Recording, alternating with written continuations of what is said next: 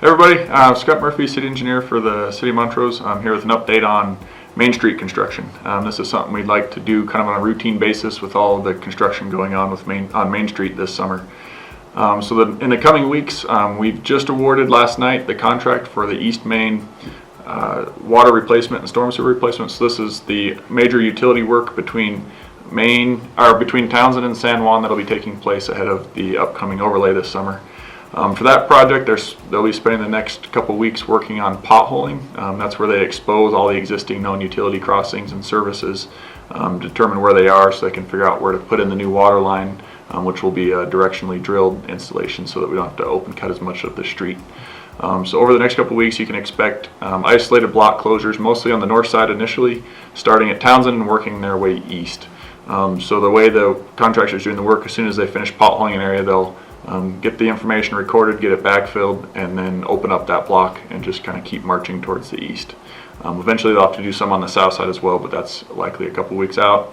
Once all that information is collected, they'll then start on the boring, which will also start at the west end, but that's a couple weeks out yet as well. Also a good week on the west end of Main Street. We had our bid opening. We had a good bid opening for the West Main Revitalization project, which is the project that will be widening sidewalks and adding landscaping between Selig and the West Main trailhead. We got the concurrence to award from CDOT. That project is being funded in part by a $2 million grant from CDOT, so they're part of the process for award on our contractor procurement. We got concurrence from them to award. We talked to our council in our first meeting yesterday, and then that will be voted on the first week of February, and likely that one will start construction in March. So as that gets closer, more information will come out on the traffic impacts of that. But I just wanted to let you know that does appear to be moving forward, and more information coming soon. And as always, feel free to follow or reach out to us if you have any questions on any projects or any issues come up.